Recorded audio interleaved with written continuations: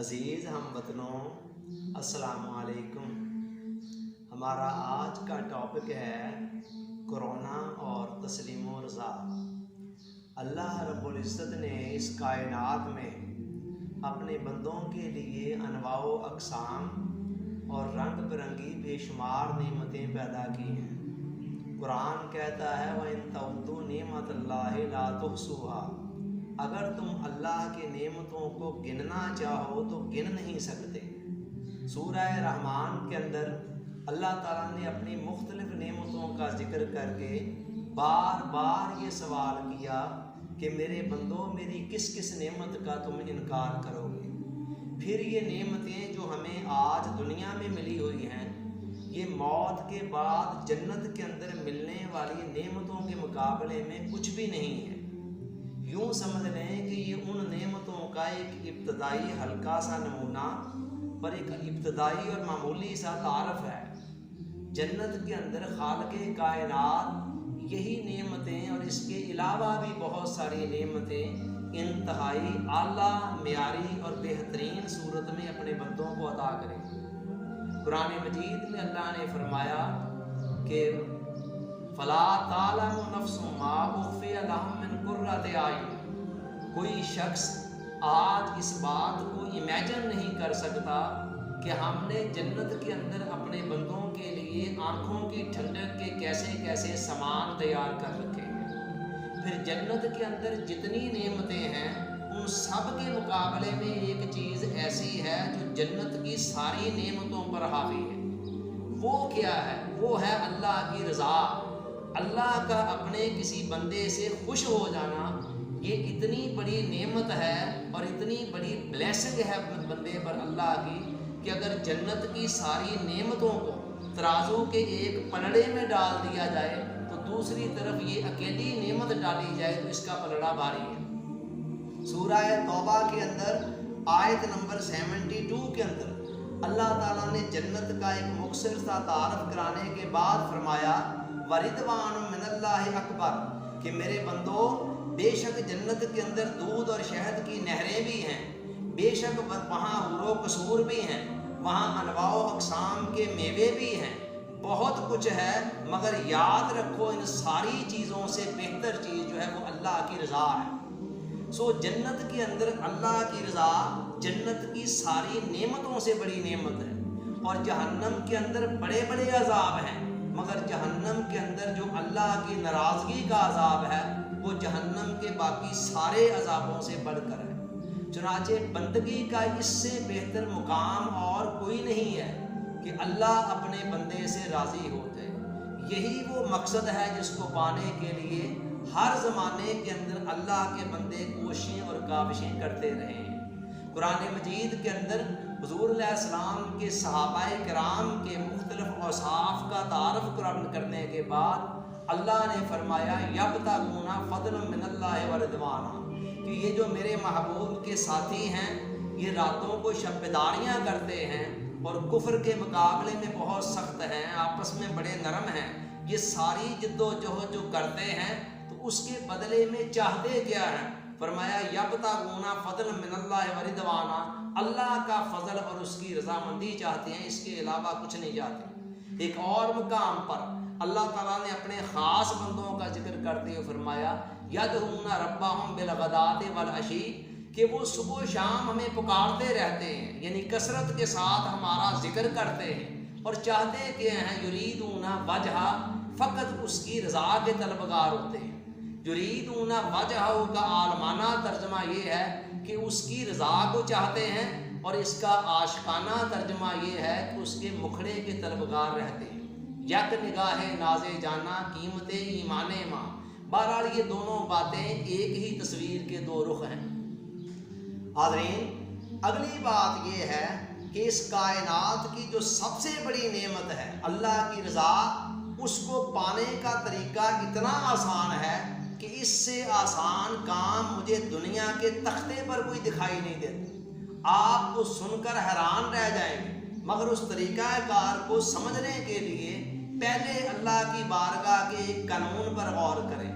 اللہ نے قانون یہ بنا رکھا ہے کہ جیسا معاملہ اس کے بندے اس کے ساتھ کرتے ہیں ویسا ہی رسپانس اللہ کی بارگاہ سے جواباً انہیں ملتا ہے۔ ایک دو مثالوں کے ذریعے بات سمجھ آ جائے گی۔ قرآن نے کہا فَاذْكُرُونِی، میرے بندوں مجھے یاد کیا کرو۔ باری تعالیٰ جب تجھے یاد کریں گے تو اس کا نتیجہ کیا نکلے گا؟ فرمایا اذکرکم، تمہارے یاد کرنے کے جواب کے اندر میں تمہیں یاد کروں۔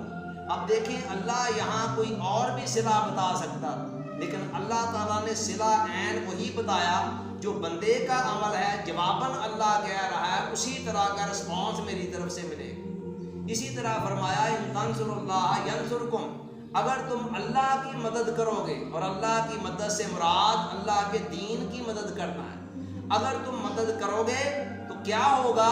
ینصرکم اللہ، اللہ اس کے بدلے میں جواباً تمہاری مدد کرے گا۔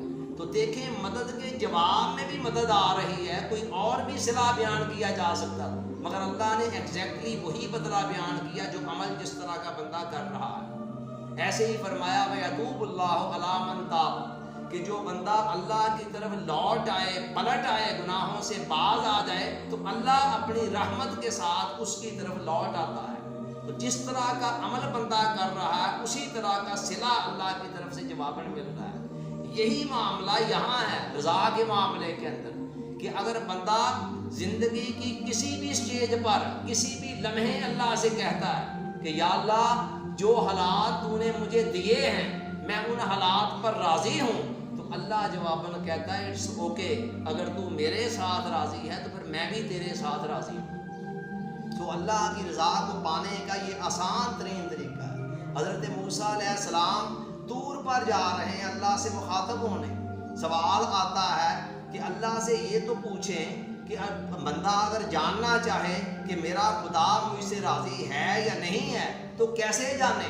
موسیٰ علیہ السلام جا کر سوال کرتے ہیں تو اللہ جواب دیتے ہیں کہ موسیٰ یہ تو بہت آسان کام ہے، بندہ اپنے دل کے اندر جان کر دیکھ لے کہ جیسے حالات میں نے اسے دیے ہیں اگر ان حالات کے اندر اس کا دل میرے ساتھ راضی ہے تو پھر وہ سمجھ لے کہ میں بھی اس کے ساتھ راضی ہوں۔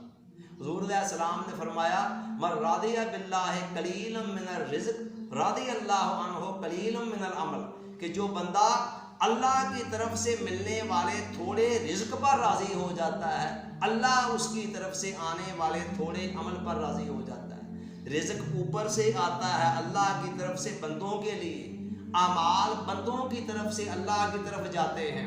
اب اللہ فرما رہا ہے کہ میں نے کسی بندے کو اپنی حکمت کے تحت جتنا رزق دیا، اگر میرا بندہ اس رزق پر راضی ہے تو پھر جو عمل اس کی طرف سے آ رہے ہیں میں بھی دیکھے بغیر کہہ دیتا ہوں کہ میں ان پہ راضی ہوں، عمل تھوڑا ہو یا زیادہ ہو اللہ کہتے میں بھی راضی ہوں۔ تو یہ رضا والا معاملہ جو ہے نا یہ دو طرفہ معاملہ ہے، یعنی اللہ اور بندہ دونوں ایک دوسرے پر جب راضی ہوتے ہیں تو دونوں ہوتے ہیں۔ یہ نہیں ہوتا کہ بندہ راضی ہو اور جواباً اللہ ناراض ہو، یا بندہ اللہ سے ناراض ہو اور جواباً اللہ راضی ہو، یہ دو طرفہ معاملہ ہے۔ اسی تعلق کی دو طرفہ نوعیت کی طرف اشارہ کرتے ہوئے قرآن کی وہ آیت ہمیں بتاتی ہے کہ جس میں اللہ اپنے بندوں سے پیار بھرے انداز میں مخاطب ہو کر کہتا ہے یا ایتھا النفس المطمئنہ، اے اطمینان والی جان، ارجعی لوٹا الی ربک، اپنے رب کی طرف، اس حال میں کہ راضیۃ مرضیہ، تو اس سے راضی ہے اور وہ تو اسے راضی ہے، فادخلی فی عبادی، آ میرے خاص بندوں میں شامل ہو جا، وادخلی جنتی، اور میرے خاص بندوں کے اندر شامل ہو کر میری جنت میں داخل ہو جا۔ یہی معاملہ رضا والا اگر ہم کرونا کے اوپر اپلائی کر دیں تو یقین جانیں کہ کرونا جو کچھ آپ سے لے رہا ہے نا اس سے بہت زیادہ کچھ آپ کو دے کر جائے گا۔ اس کرونا کو لانے میں آپ کا کوئی کردار نہیں ہے، یہ مجھ سے اور آپ سے پوچھ کر نہیں آیا ہے، نہ اس نے ہماری مرضی سے جانا ہے، یہ بھیجنے والے کی مرضی سے ہی آیا ہے اور اسی کی مرضی سے اس نے واپس جانا ہے۔ جب اس کے آنے اور جانے کے اندر ہمارا اختیار ہی کوئی نہیں ہے پھر خام خواہ جلنے اور کڑنے کے اندر فائدہ کیا ہے؟ حضرت واصف علی واصف رحمۃ اللہ علیہ کے پاس ایک شخص آیا اور آ کر کہنے لگا جی حضرت کیا کریں، ملک کے حالات بڑے خراب ہیں، بڑے پریشان ہیں۔ تو حضرت وصاف نے پوچھا کہ کیا حالات تو نے خراب کیے ہیں؟ اس نے کہا نہیں۔ تو آپ نے فرمایا اچھا تو ان کو صحیح کر سکتا ہے؟ اس نے کہا نہیں۔ تو آپ نے فرمایا پھر آرام سے بیٹھو اور چائے کا کپ پیو۔ یہی کچھ ہمیں کرونا کے حوالے سے بھی کرنا ہے۔ یاد رکھیں پریشانی حالات سے نہیں خیالات سے پیدا ہوتی ہے۔ کرونا اور اس کے نتیجے میں جو حالات پیدا ہوئے ہیں وہ تو ہمارے اختیار میں نہیں ہیں، مگر ہمارے خیالات تو ہمارے ہی اختیار میں ہیں، ہم ان کو تو کنٹرول کر سکتے ہیں۔ اور آخر میں حضور علیہ السلام کی ایک حدیث مبارکہ سنیں، حدیث قدسی ہے جو اللہ کی طرف سے بندوں کے لیے پیغام ہے۔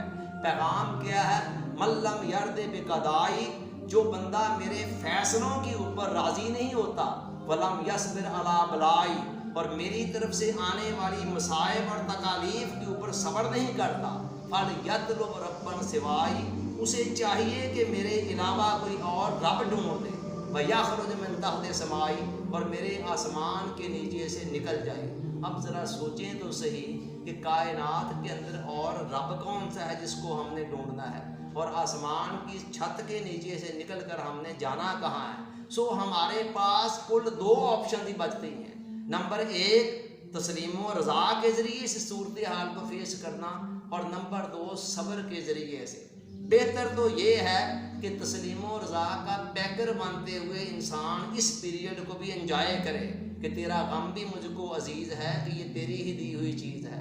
اگر اتنا ظرف نہیں ہے تو پھر کم از کم صبر کا مظاہرہ کرتے ہوئے اسے برداشت ضرور کر لیا جائے، تاکہ اللہ کی بارگاہ سے جو اجر اور ثواب ملنا ہے اس سے تو بندہ محروم نہ رہے۔ اور صبر کی علامت آسان لفظوں میں بتا دیتا ہوں کہ زبان کے اوپر شکوہ اور شکایت نہ آئے، اور دل کے اندر جلنے اور کڑنے والی کیفیات نہ ہو۔ اللہ تعالیٰ ہم سب کو سوچنے سمجھنے اور عمل کی توفیق عطا فرمائے۔ اللہ ہم سب کا حامی و ناصر ہو۔ آپ کا بہت بہت شکریہ۔